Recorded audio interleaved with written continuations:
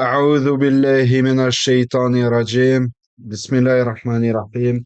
الحمد لله رب العالمين والصلاة والسلام على رسول الله مولانا محمد مصطفى وعلى آل صحبه وسلم. مدد يا الله، مدد يا رسول الله، مدد يا إولي الله. أما بعد. Ceci étant dit. Alors, on va commencer notre premier cours sur les différents groupes hétérodoxes euh, qu'on peut retrouver en islam. En se basant sur le livre Les Dissidences de l'Islam, donc Kitab al-Millal de l'imam Mohammed ibn Abd al-Karim al-Sharastani. Donc avant ça, on va faire une rapide. Et pourquoi est-ce que ma souris elle est aussi lente? Alors, Mohammed,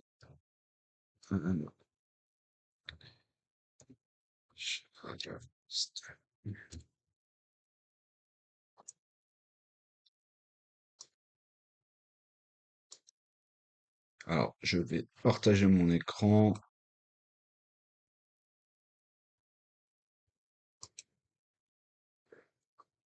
Partage. Alors, la personne qui vient de se connecter, est-ce que tu vois l'écran que je suis en train de partager, Inch'Allah? Tu peux mettre oui ou tu peux activer le micro, il n'y a pas de problème.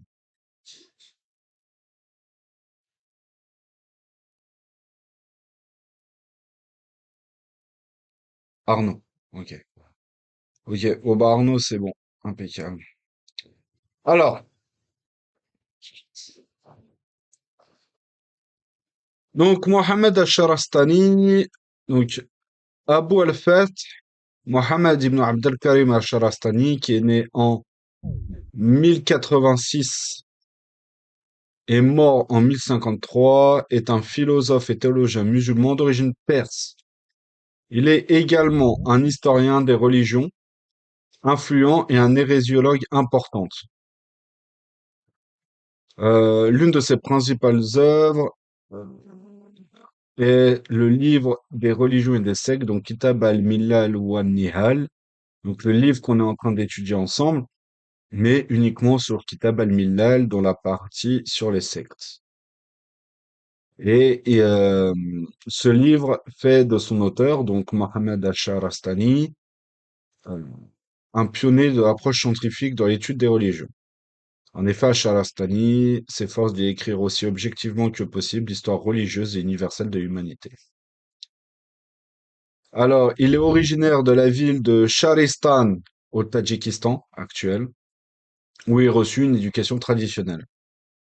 Plus tard, il fut envoyé à Nishapur, euh, au- où il étudie en tant qu'étudiant, où il étudie auprès de différents maîtres qui sont tous des disciples du Shir al-Juwayni.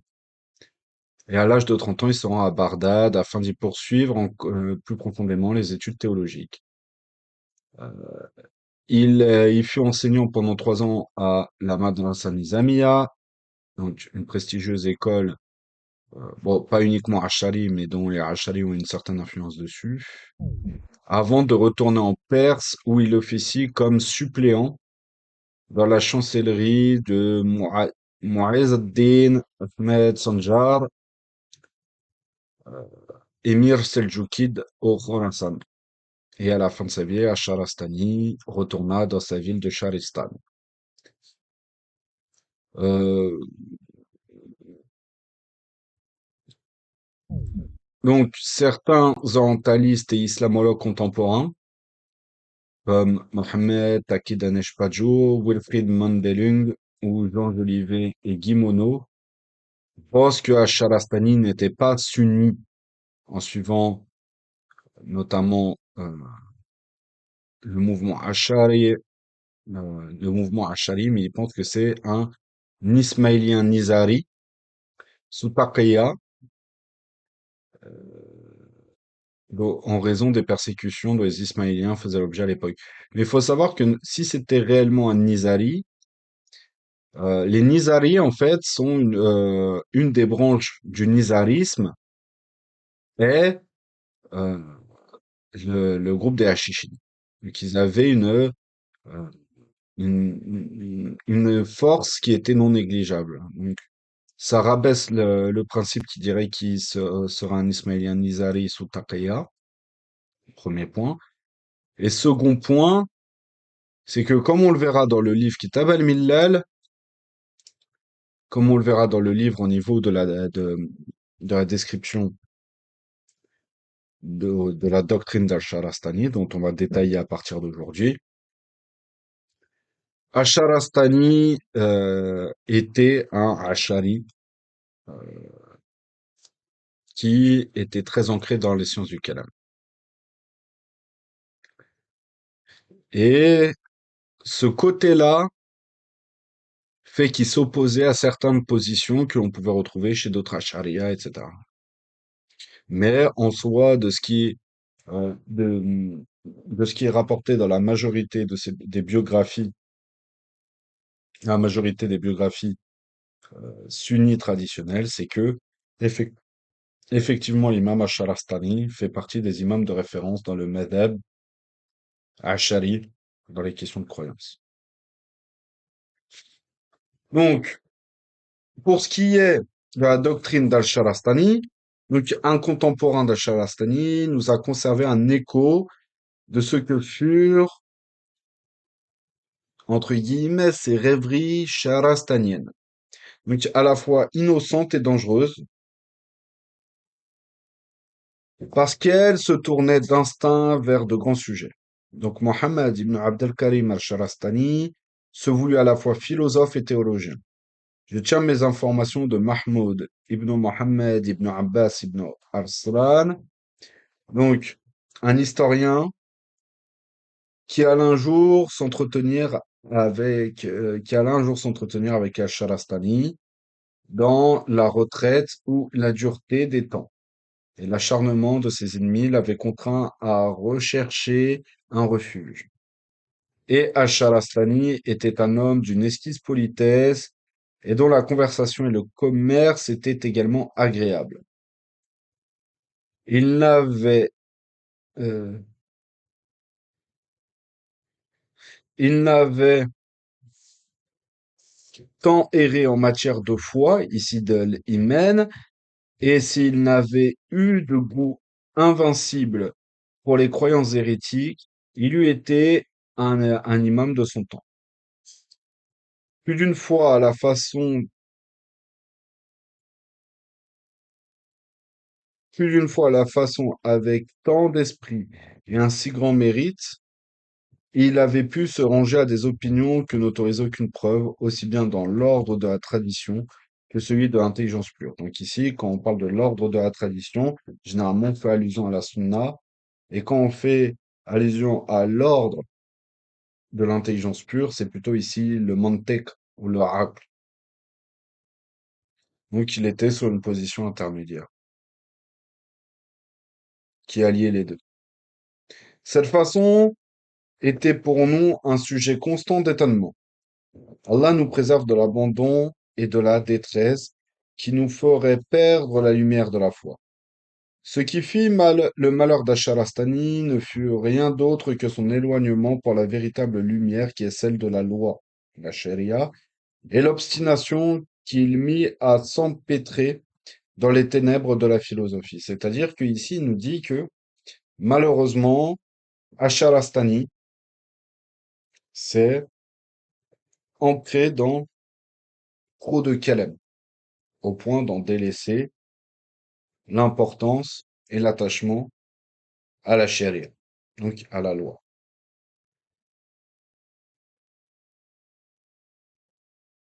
Nous eûmes avec lui plus d'une conversation et plus d'un entretien.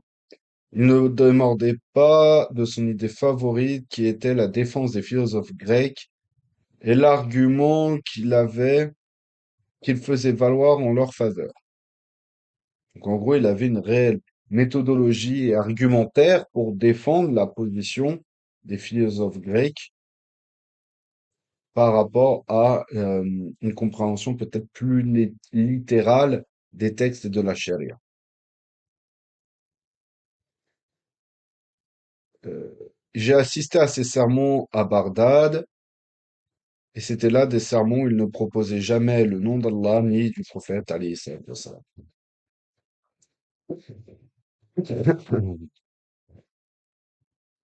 Donc, le compte rendu qu'on vient de lire de la pieuse frayeur et de la craintive admiration éprouvée par le narrateur, comme aussi de la nécessité qu'il y avait pour lui à ajuster ses expressions sur celles de la médisance publique, on voit que les contemporains d'Al-Sharastani avaient assez bien entendu la physionomie intellectuelle de notre auteur.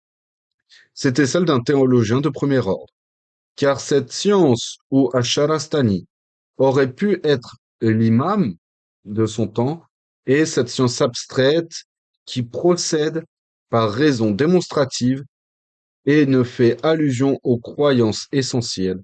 Allah, ses anges, ses envoyés, ses livres, après qu'on ait égrené le long chapelet de ses raisonnements préalables, cette science est, est-elle autre chose que le calem des Ash'ari, la philosophie scolastique de l'imam, dont l'allure est très différente de celle de l'Occident, précisément parce qu'elle repose sur des prémices quasiment irréductibles à l'aristotélicisme, à l'aristotélisme, dont tout est acceptable au dogme judéo-chrétien.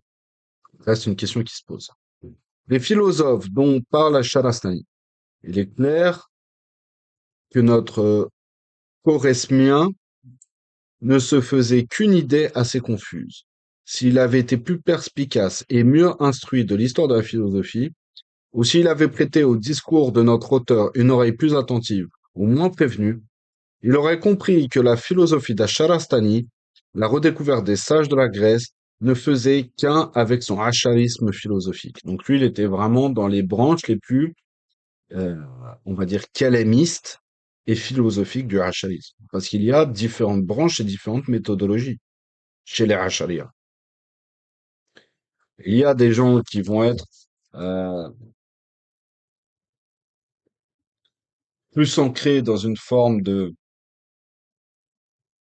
mise en avant du Athar et de compréhension du Athar par le Athar, donc du texte par le texte, et d'autres qui vont être dans une compréhension plus philosophique, plus scolastique, en gros liée aux sciences du ilm al-kalam.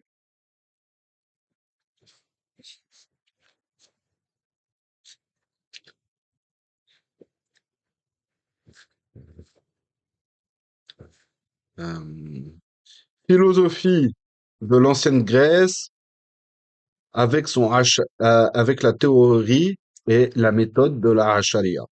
C'est là, en effet, nous le savons, qu'il faut situer l'axe de la pensée de l'imam Ash-Sharastani. C'est là que réside également le principe qui guida notre auteur dans la composition de l'ouvrage qui fit à la fois sa gloire et sa perte. Donc, le livre des religions et des sectes ou opinions philosophiques. Je ne sais pas pourquoi ils l'ont traduit par opinion philosophique, mais voilà. Dans cette perspective, la façon dont l'auteur développe son plan et aligne ses sectes mérite d'être pris en considération, car elle est de première importance pour la connaissance de sa pensée, voire de la synthèse qu'il se flatta d'opérer. En gros, à ce qu'il nous semble, l'auteur isole quatre grands blocs distincts dans la théologie islamique. Le premier est formé par les Mu'tazila, le second par des sectes qui vont, qui vont des déterministes, donc Jabriya, jusqu'aux partisans des attributs divins. Et donc c'est là que se situe l'Ash'ari, pour lequel l'auteur n'a pas voulu manifester de préférence personnelle dans le plan. Donc la troisième masse du groupement religieux est fournie par les Khariji et les Morji. Ces derniers, dont l'importance quantitative est mince, et le quatrième groupement est constitué par les Shia, sur lesquels l'auteur insiste beaucoup, sans s'expliquer à fond sur les raisons de l'intérêt, évidemment péjoratif qu'il éprouve à leur égard. Et c'est une des autres raisons qui pousse certains contemporains, donc de notre époque, certains islamologues et orientalistes du siècle dernier ou de nos temps qui nous poussent à dire que l'imam Asharastani était un shi'i sous taqiyya, un nizari plus précisément. Pourquoi? Parce que dans son livre, il porte un grand intérêt à décortiquer en profondeur les chiites. Or, si on reprend le contexte historique justement dans lequel était l'imam Al-Sharastani, le califat, donc le califat entre guillemets, puis de Fatimide était présent. Les Nizari, notamment les Hachishines, étaient actifs. Certes, les Bouyides ont perdu le pouvoir depuis peu au niveau de au niveau de l'influence sur le califat abbasside, mais notamment en Asie centrale et dans le Khorasan, il y a encore des petites régions et des dynasties importantes qui sont chiites. C'est pour ça qu'il insiste beaucoup aussi, c'est cette possibilité de pourquoi est-ce qu'il insiste beaucoup sur le chiisme? C'est parce que justement, les chiites, comparés aux kharijis ou aux morjis, représentent un pouvoir et représentent une autorité politique et civilisationnelle qui est non négligeable et qui représente une menace pour l'intérêt, même philosophique si vous voulez, mais pour l'intérêt des sunnis. C'est la plus, à ce moment-là de l'histoire, les chiites sont la plus grande menace pour Ahlul Sunnah. Voilà pourquoi aussi il s'y attarde grandement. Mais vu que dans la vision de beaucoup d'orientalistes et de certains islamologues issus des écoles orientalistes de notre époque, pour beaucoup, vu que le chiisme base énormément ses usul dans la religion sur l'ésotérisme et une forme de philosophie ésotérique, toute personne, et notamment aussi certains savants du tasawwuf, pourtant reconnus comme faisant partie d'Ahlus Sunnah wal Jama'a, mais en gros, ici, ce qu'il faut comprendre, c'est quoi? Pour la compréhension d'islamologues formés dans les écoles orientalistes ou les orientalistes, à partir du moment où tu fais preuve d'ésotérisme ou d'une grande philosophie ou d'une grande scolastique dans ta pensée, même au-delà de ce qui était connu des Ashariya de l'époque, plus important, bah, tu es potentiellement, et au vu de la région dont est originaire Asharastani, beaucoup pensent qu'il a une influence chiite, et notamment Nizari, parce que les Nizari sont parmi les plus grands philosophes, entre guillemets, parmi les chiites. D'ailleurs, c'est une accusation qu'on va retrouver chez d'autres savants, notamment des savants du tasawwuf. Parce que dans la pensée des orientalistes et de beaucoup d'islamologues, la philosophie extrême est soit l'œuvre des Mu'tazila, soit l'œuvre des Chiites. Il n'y a pas de possibilité que un sunni puisse faire preuve d'une exagération dans les sciences du kalem, dans les sciences de la scolastique et de la philosophie.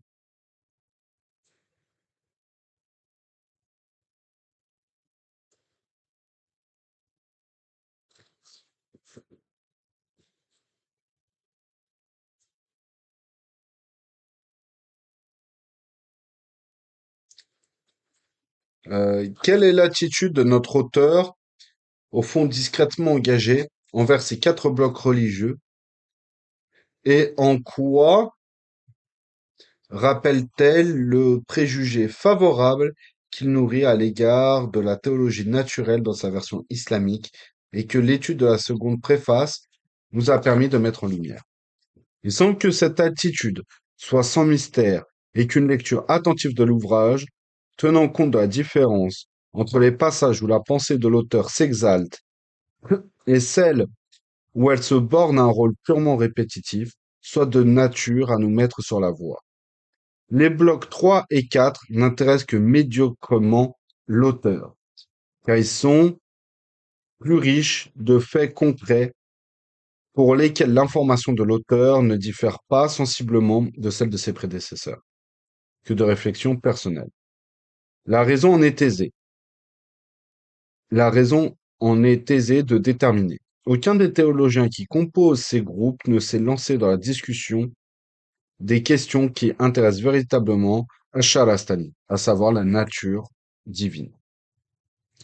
Les Khalijis ne sont pour lui que des piétistes acharnés à concilier l'idée de la justice divine dont ils retiennent le principe avec celui de la justice humaine, ce qui est à leurs yeux possible et même moralement nécessaire, mais dont ils se font une idée très exigeante. L'essentiel de leur croyance portera sur la question de savoir comment l'homme peut se justifier dès ici-bas par l'observance de la loi, la charia. C'est à cette question grave et générale, à cette question grave et générale, ils se refusent à faire une réponse d'un ordre général, car la loi n'est pas à leurs yeux une idée pure, mais une simple juxtaposition de préceptes. Il s'agira simplement pour eux de faire la discrimination entre les préceptes laxistes par lesquels on se damne et les préceptes véritables grâce auxquels on assure son salut.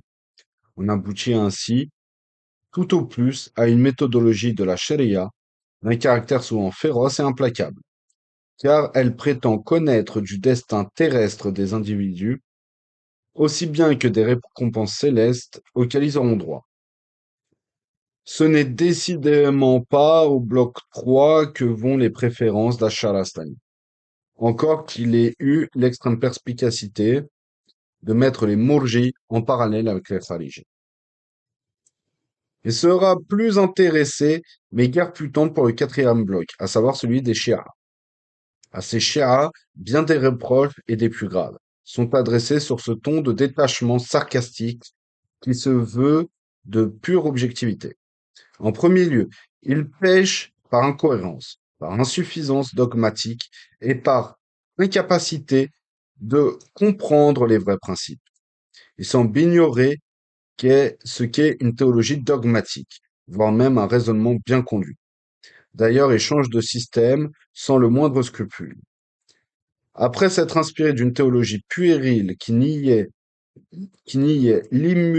l'immutabilité divine, l'immuabilité divine, je sais pas pourquoi ils ont rajouté un T, donc l'immuabilité divine, ils se rabattent en désespoir de cause quand l'opinion ne veut plus les suivre sur la théologie mortazili, qui, tout en faisant meilleure figure, n'en est pas moins erronée.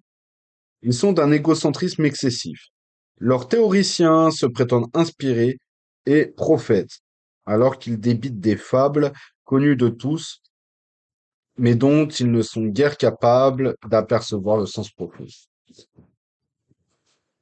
Quand ils en restent à leur forme modérée, qui est celle des duodécimains, leur incohérence n'est guère moins grande. Les duodécimains s'en tiennent au principe de l'imama, mais ils sont incapables de s'entendre sur la personne de l'imam.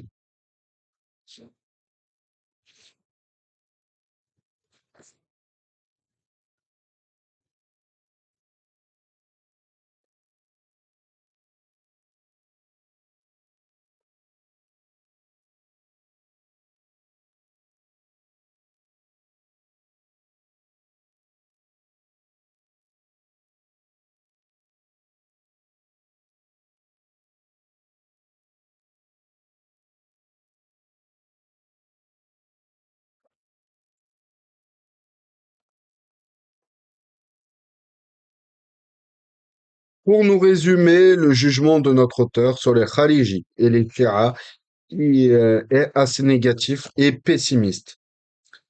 Empreint de cette politesse glaciale d'un idéologue qui ne parvint pas à intéresser ceux qui se refusent à entrer dans son système d'idées.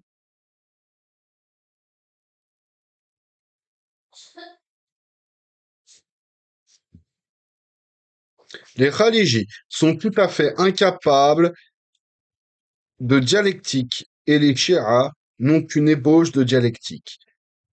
Ce n'est pas à partir du kharijisme ni en prenant appui sur le chiisme que l'islam pourra mener à bien cette confrontation avec la pensée grecque qui fut le nec plus ultra des ambitions intellectuelles de notre auteur.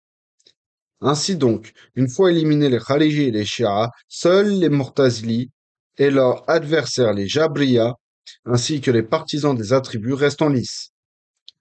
Ne serait-ce point parce qu'ils furent, les uns comme les autres, aux yeux de notre auteur, les seuls théologiens sérieux de l'islam.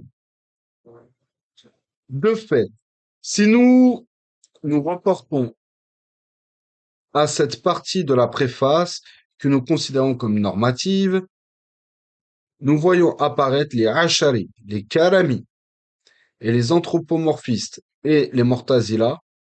Karami et anthropomorphistes sont, nous le savons, aux yeux de notre auteur, des pré-Ash'ari ou des Ash'ari égarés, et les Mu'tazilites forment l'imposant bataillon que nous connaissons.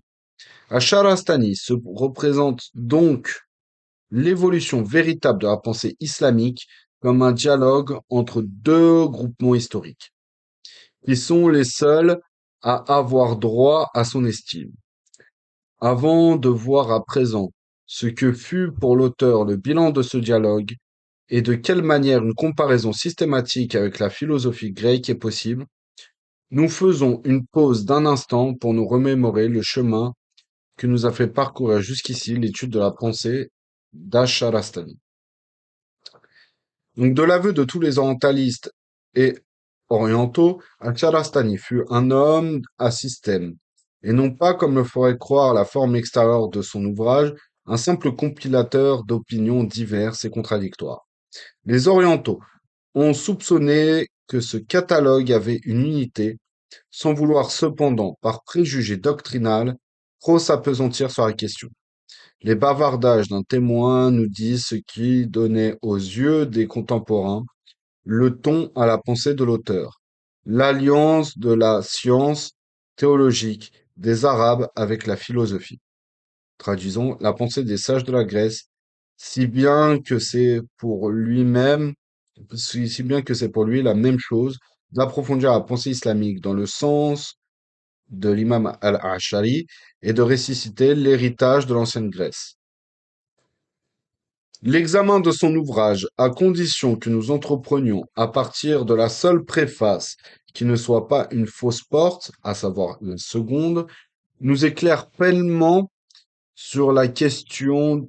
Le premier point de sa théologie, qui est l'étude de la nature divine dans ses modalités d'essence et d'attributs, fut la préoccupation essentielle d'Acharastani.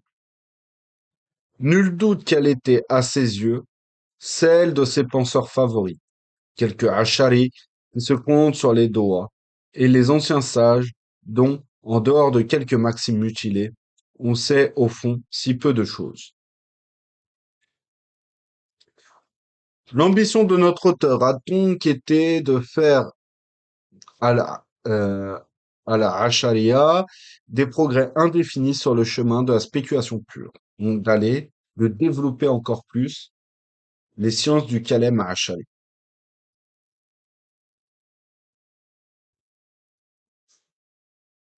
Mais l'acharisme est un dogme positif qu'Acharastani élève à la dignité d'une philosophie éternelle, proclamant ou démontrant que l'un est à mesure de l'autre, est à la mesure de l'autre. Donc la Acharya a la même puissance de, de réflexion, de formulation et de développement que la philosophie. Mais qu'est-ce donc que la Acharya et son dogme positif vers quel subtil raffinement de pensée oriente le génie de notre auteur? Nous commencerons par le premier point, à savoir, c'est-à-dire que le racharisme historique, ainsi que les méthodes et et les dogmes qu'il lègue à une postérité dont notre penseur a voulu, dont notre penseur voulut à toute force faire partie. Ô vous qui m'écoutez, avez prononcé Al-Ashari dans une allocution qui fut décisive pour l'histoire du mouvement. Vous avez cessé pendant un long moment de me voir. C'est que j'étais occupé à penser et à considérer l'acharisme n'est pas une illumination, mais le long exercice d'une raison plus intuitive que spéculative. Pendant un long moment, les preuves dont je disposais et qui étayaient des thèses contradictoires furent d'égale valeur à mes yeux. Il n'y avait rien en moi qui fit pencher la balance du vrai au faux, ou du faux au vrai. Alors je suppliai Allah de me guider, et il m'accorda sa guidance. C'est celle, c'est d'elle que résultent les croyances dont mes livres se font les interprètes. Elles sont les certitudes dogmatiques d'Al-Ashari, celles qu'il transmettra à notre Asharastani, qui questionneront, quoi qu'on en ait dit, les modalités de sa quête de la vérité, au moins dans son élan initial. Nous sommes ici, compte tenu de ces prémices, sur un domaine où communient tous les Ashari de cette grande famille spirituelle dont il convient de ne pas sortir Al-Sharastani, et où quelques questions peuvent nous en hanter. Comment expliquer que l'homme soit le dépositaire apparent de certains attributs, l'agent de certaines actions, sans porter atteinte à la notion même de création, refuser d'admettre que l'homme soit à l'origine de ses actions et déclarer qu'Allah seul est agissant, mais que l'action d'Allah est très loin de refléter son essence. C'est, avons-nous dit, le jahmisme, donc la jahmiya.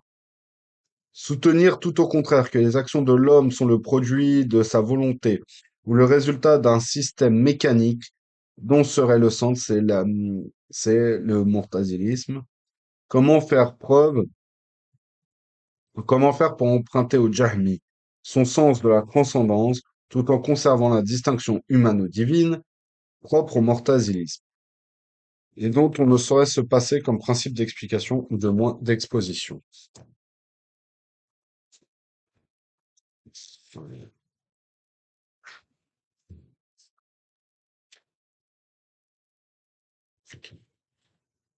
Donc, mûri par l'expérience, la Acharya possède pour concilier ces inconciliables un système très précis.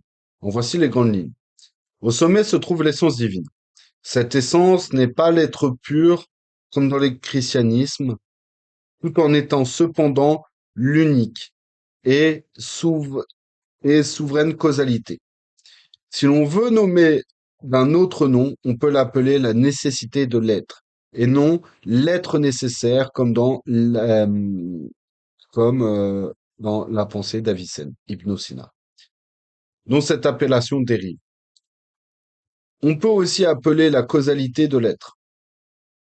On préfère s'en tenir à une locution logique. On pourra parler de celui qui est lui-même, ou tout simplement de lui.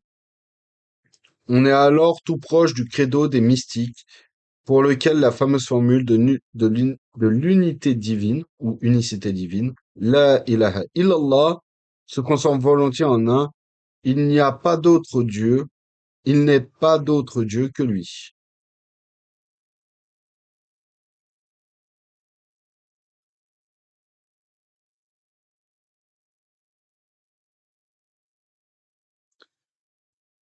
Donc, La ilaha illahu. Euh, cependant, si ce ou, donc lui, demeurait solitaire, c'est-à-dire s'il influait sur le cours des choses, sans leur ressembler en aucune manière, ou en ne leur ressemblant que de manière temporelle ou épisodique, si à partir de ce who, donc lui, on ne pouvait former aucune proposition dans le discours humain. On demeurait sur le terrain du germisme, donc de la germia. C'est à cette dernière idée que la Ashariya tient extrêmement. L'essence ou le hu ne lui ressemble en soi ni au monde ni à l'homme, peut néanmoins être le sujet d'un discours non humain, mais prononcé par une bouche d'homme, à condition toutefois que ce discours soit celui de la tradition ou à la rigueur de l'inspiration mystique, ou à la rigueur de l'inspiration mystique qui est mise sur les lèvres, qui est transmis en fait et permis de sortir par les lèvres.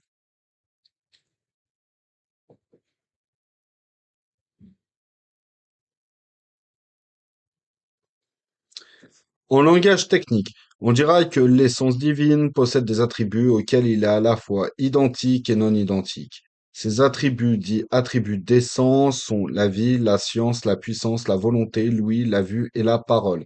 Les attributs sont la partie à la fois agissante et connaissable d'une divinité. On ne s'identifie pas entièrement à eux. Pour exprimer cette situation, on dira toujours en langage technique qu'Allah connaît par sa science, est puissant en vertu de sa puissance et non en vertu de son essence comme dans le christianisme occidental, où Allah est le principe causal parce qu'il est l'être souverain, donc l'essence par excellence. Les attributs qui ne sont pas, comme nous le savons, de reste totalement identiques à Allah sont pourtant prééternels et connus comme tels de l'homme. Ils sont dits comme comme tels venant de l'homme. Ils sont dits résider en Allah, qui est leur sujet ou leur point d'inhérence, sans pour autant être le produit de leurs modalités diverses. Ainsi, on s'écarte du jahmisme, où les attributs n'existent pas sub specie aeternitatis, et du murtazilisme où ils sont le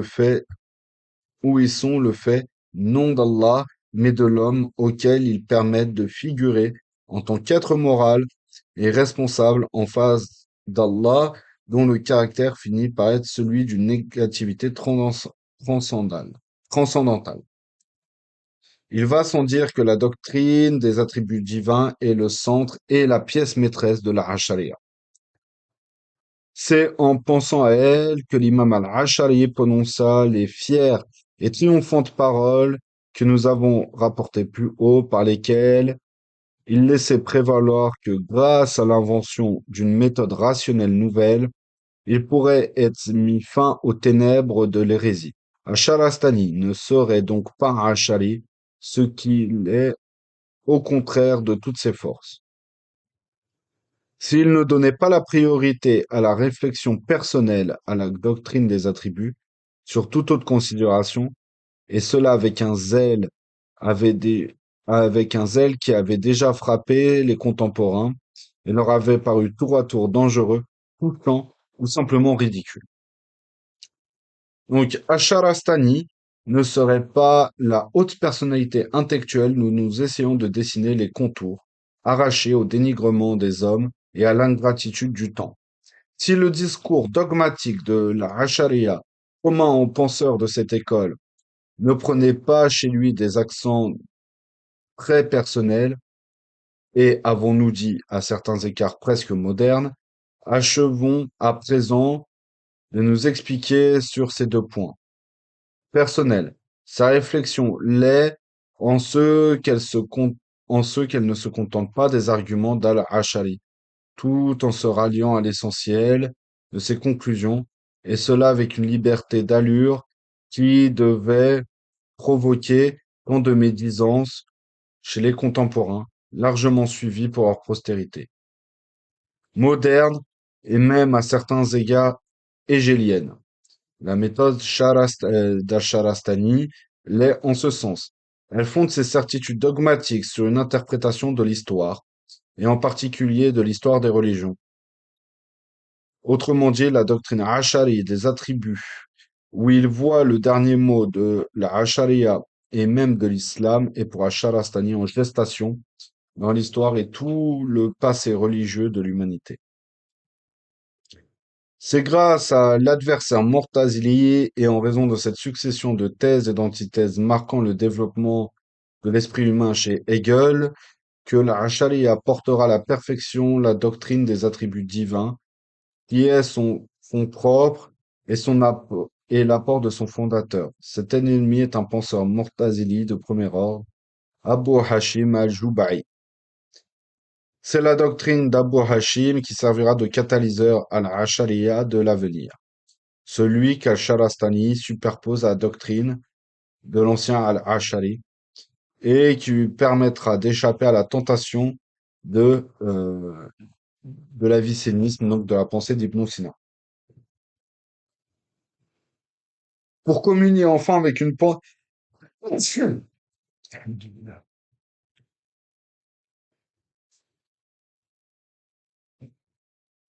pour communier enfin avec une pensée grecque restituée dans son authenticité.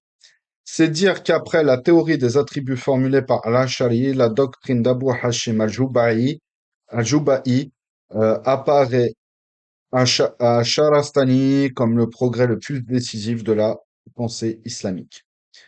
Mais quelle est cette doctrine d'Abu Hashim, car Sharastani n'hésite pas à superposer à celle de son maître Al-Ash'ari, dont les démonstrations étaient peu satisfaisantes et à mettre en parallèle avec la sagesse grecque.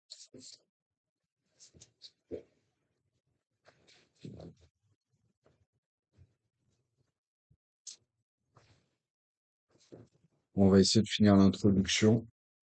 Aujourd'hui. Donc pour Asharastani, la construction d'Al-Ash'ari, convenable du point de vue du dogme, avait pourtant laissé subsister bien des zones d'ombre dans lesquelles la nouvelle doctrine croit que d'aspiration. euh, Murtazili portait une nouvelle et insolite clarté. Al-Ash'ari avait démontré l'existence des attributs divins par le spectacle de la nature humaine. Comment l'homme, cet être vivant et pensant, n'aurait-il pas pour auteur un Dieu, donc Allah, également vivant et pensant? Pareil raisonnement paraît un peu court à Asharastani. Les attributs divins ne sont pas seulement une réplique divine d'une réalité humaine, mais sont une vérité qui existe avec toute éternité. Or, Al-Ash'ari, homme de polémique et de démonstration rapide, avait négligé ce point de vue, à savoir le caractère éternel des attributs divins. Il n'avait pas conçu la métaphysique des attributs. Mais pareille métaphysique de choses ineffables est-elle possible? Asharastani pense que pour ce faire, on peut s'appuyer sur l'ébauche fournie par les modalités d'Abu Hashim, qui, dans un autre domaine et à propos d'autres réalités, résolvent en fait la question. Comment cela est-il possible? Faire la métaphysique des attributs et montrer leur caractère pré-éternel, c'est-à-dire dans quelle relation ils sont avec l'essence divine, qui est tout naturellement, au moins, aussi pré-éternelle que ces derniers. De quelle façon faut-il concevoir la relation d'une essence avec ses attributs?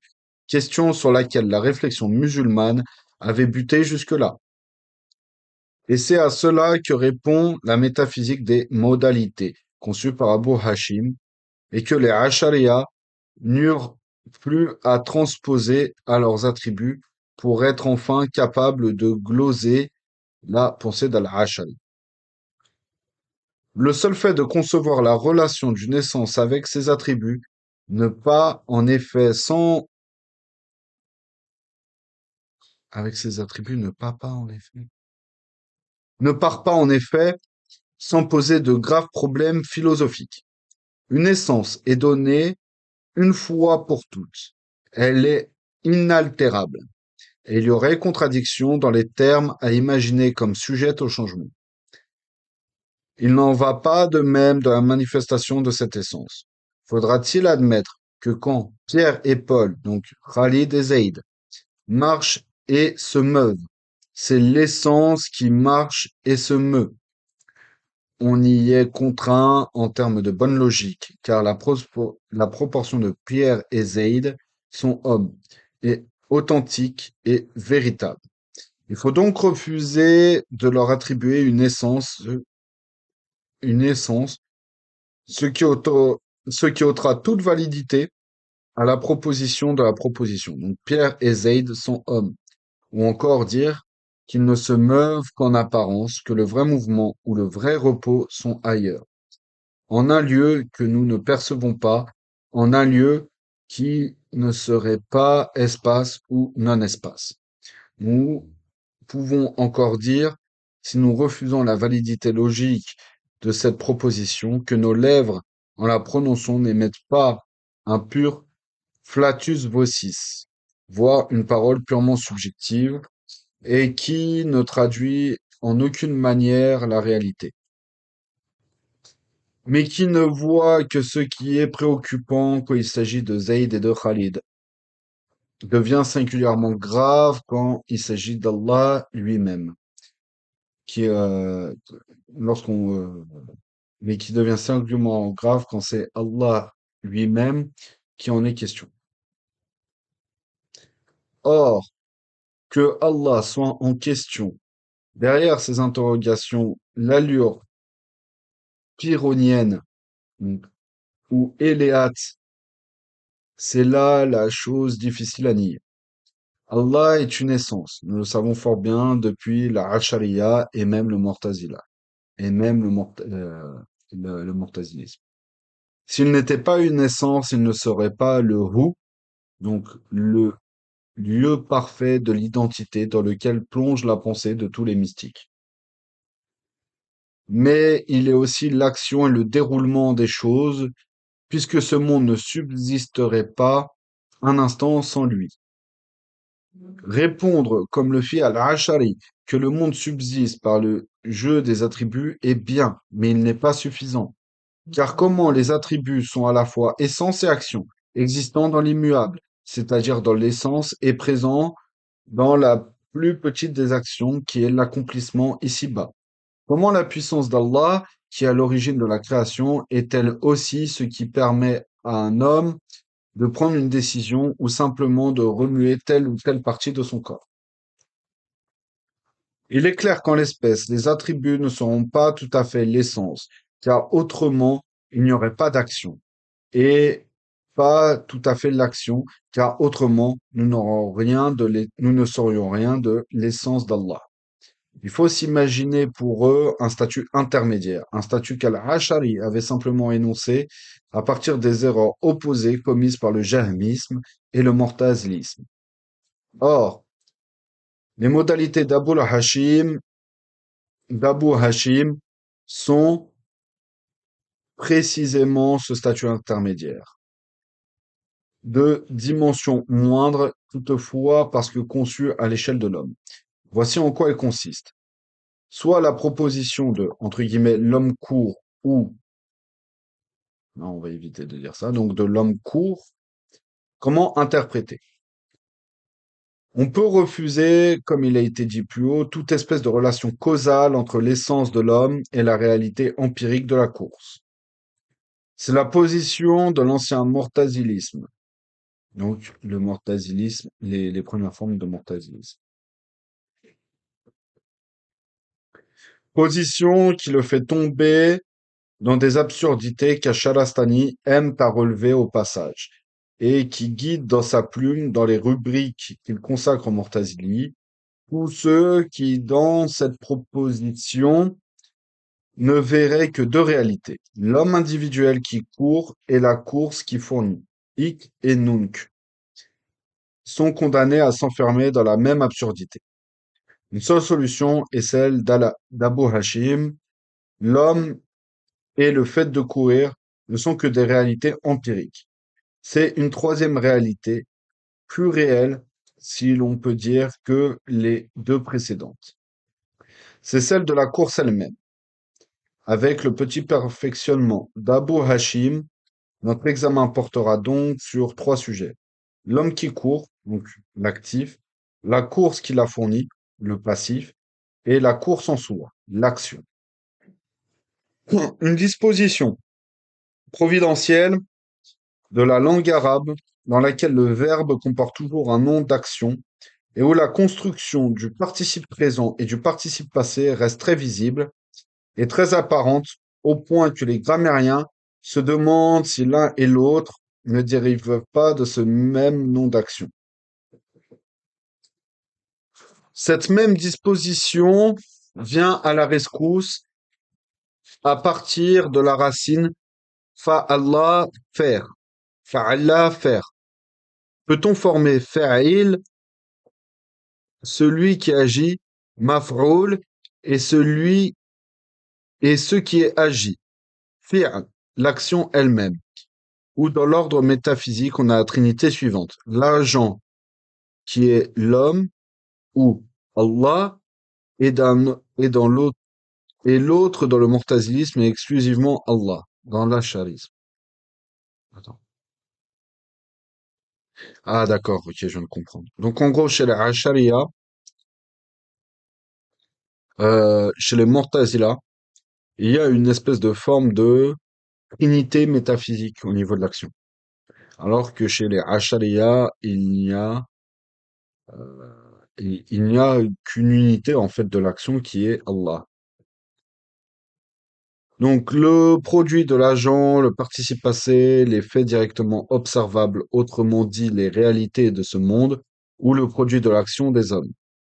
Donc, c'est-à-dire que chez les Mu'tazili, il y a trois choses qui démontrent en fait tout ce qui se passe et ce qui est observable dans nos quotidiens. Donc une forme de trinité au niveau de l'action.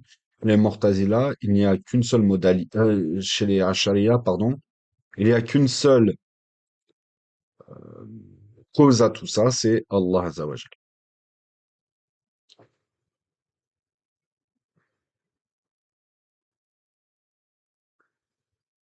Entre l'un et l'autre se trouve l'action ou le nom de l'action passive et active. Elle est passive en tant que contingente, en tant que propriété éphémère de l'homme qui court, éternelle et inaltérable, comme les idées platoniciennes, en tant que forme idéale de toute action passée, présente et future qui relève de son genre. Dans l'ordre des valeurs, l'agent est plus réel que l'action et l'action plus réelle que son objet. Ainsi donc, la philosophie d'Abu Hashim, cette philosophie des modalités dont s'enchante l'esprit arabe au moins qu'il la transposa à la jurisprudence, aboutit à la trilogie agent, action, objet de l'action.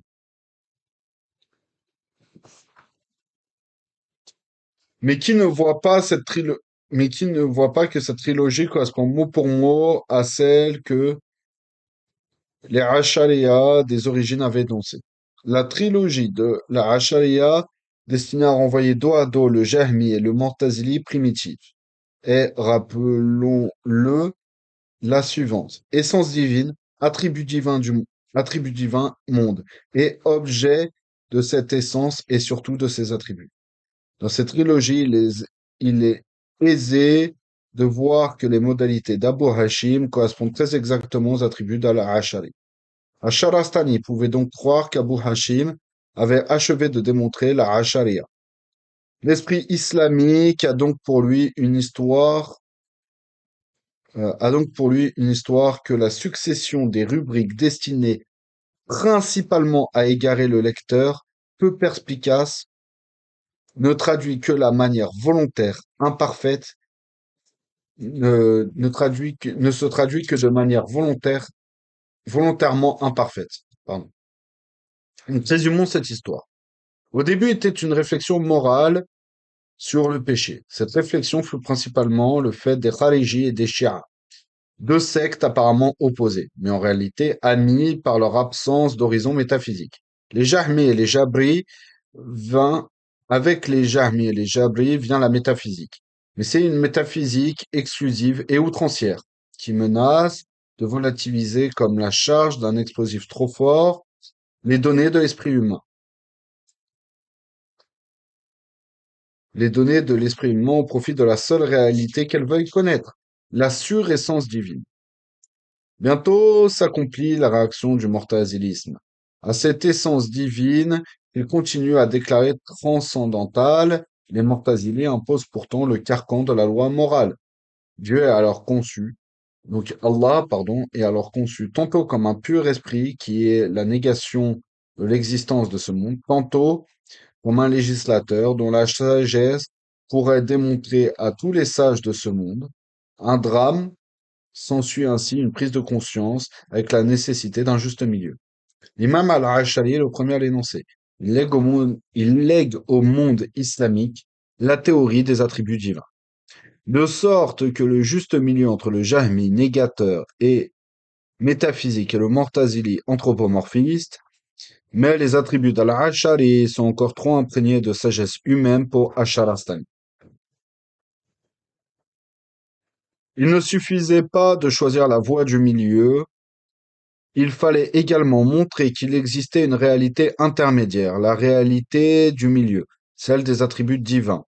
C'est l'existence de cette réalité qui conditionne la voie et non l'inverse. C'est la tâche des théologiens de la Ashariya que d'approfondir cette réalité en suivant la pulsion qu'Abu Hashim donna à la pensée islamique par sa théorie des modalités. Asharastani n'est donc pas un simple historien des religions à la mode traditionnelle. Il est un homme qui se contente d'entasser des rubriques, plus ou moins déformantes et indignées, pour la plus grande gloire d'Allah.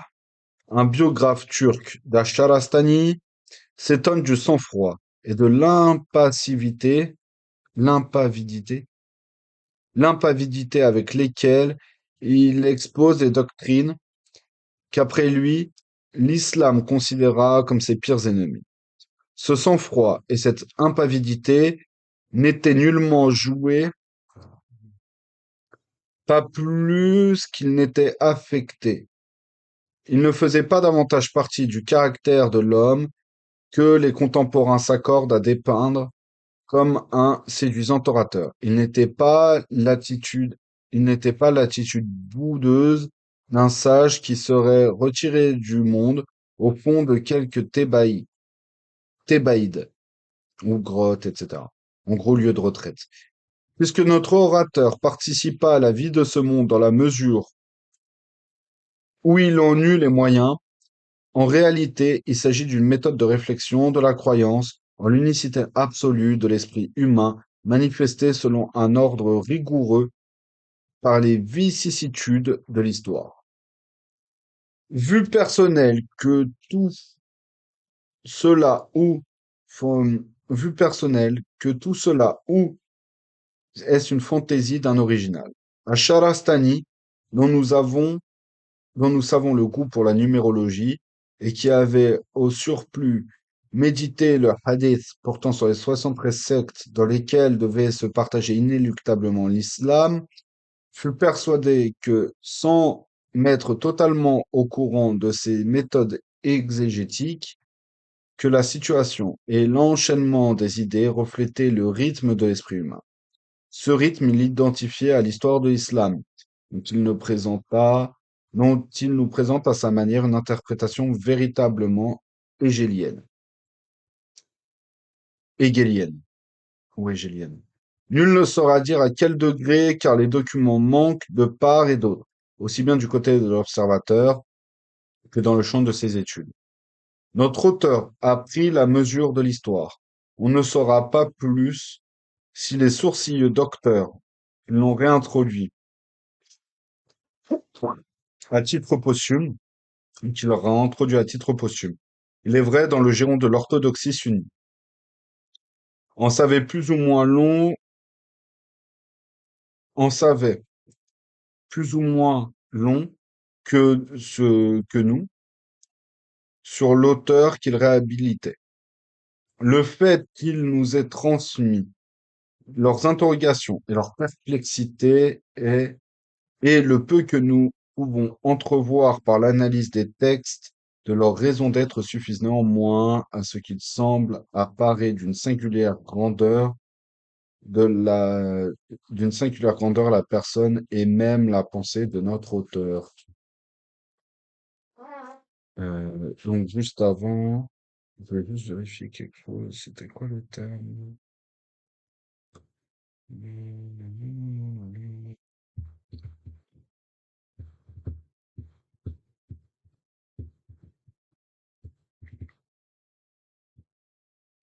Impavidité.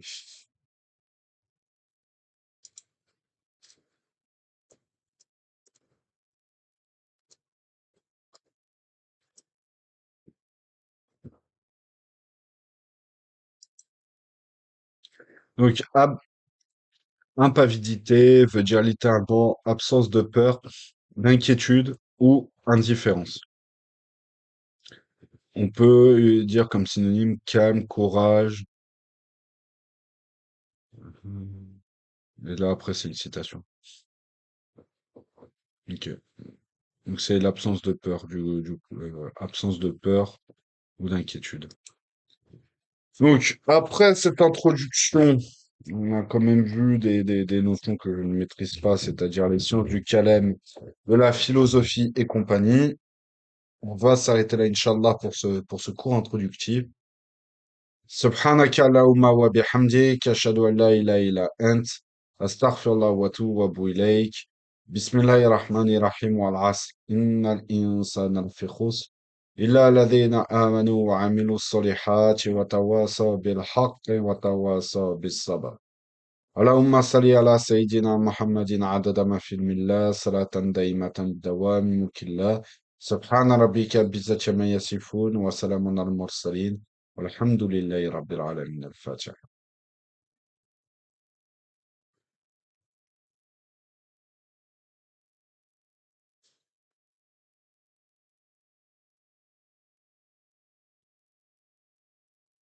السلام عليكم